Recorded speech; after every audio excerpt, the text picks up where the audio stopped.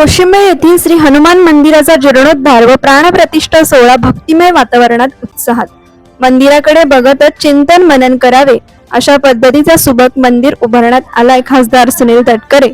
मंदिराकडे बघतच चिंतन मनन करावे अशा पद्धतीचा सुबक मंदिर ग्रामस्थांनी आपला योगदान देत व दानशूर व्यक्तींच्या सहकार्यातून उभारला असल्याचे गौरवोद्गार रायगड रत्नागिरी लोकसभा मतदारसंघाचे खासदार सुनील तटकरे यांनी कोशिंबे तर्फे तळे येथील कार्यक्रमात बोलताना काढले.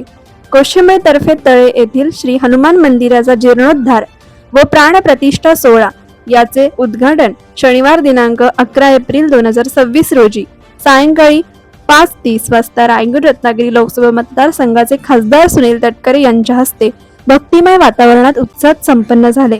त्यावेळी उपस्थितांना खासदार तटकरे यांनी मार्गदर्शन केले. या कार्यक्रमाच्या अध्यक्षस्थानी ज्येष्ठ नेते महादेवराव खेळू बक्कम उपस्थित होते.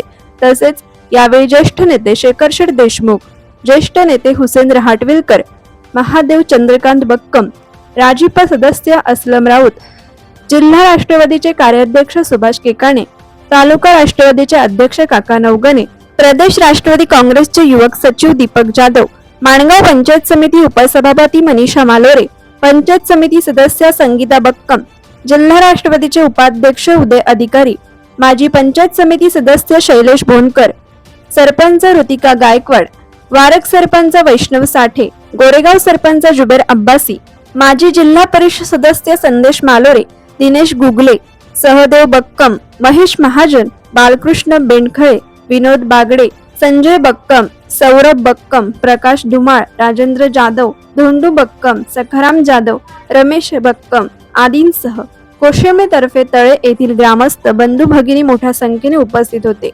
यावेळी मार्गदर्शन करताना खासदार सुनील तटकरे पुढे म्हणाले की गावाचं ऐक्य मजबूत असेल तर गावाचा विकास होऊन उद्याच्या पिढीसाठी ते एक आदर्श ठरू शकते.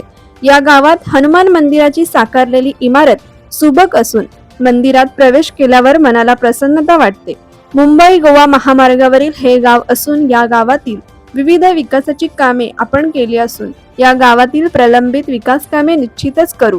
ग्रामस्थांनी मागणी केलेला सुंदरसा बगीचा हा देखील निश्चितच करू.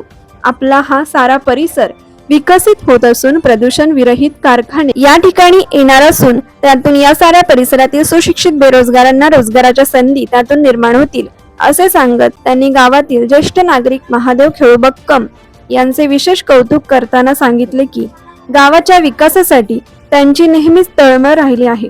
आपल्या गावाचा विकास व्हावा यासाठी महादेवरावांची नेहमीच विविध विकास कामांच्या निमित्ताने माझ्याकडे मागणी असते. या गावाने सदैव मी असेल, आदिती असेल आमच्या पाठीशी निश्चितच ताकद उभी केली आहे. नुकत्याच झालेल्या जिल्हा परिषद निवडणुकीत दिशा जाधव या आमच्या भगिनी प्रचंड मताधिक्याने निवडून आल्या. आजपर्यंतच्या जिल्हा परिषदेच्या निवडणुकीत दिशा जाधव यांच्या एवढे मताधिक्य कोणी घेतले नसेल.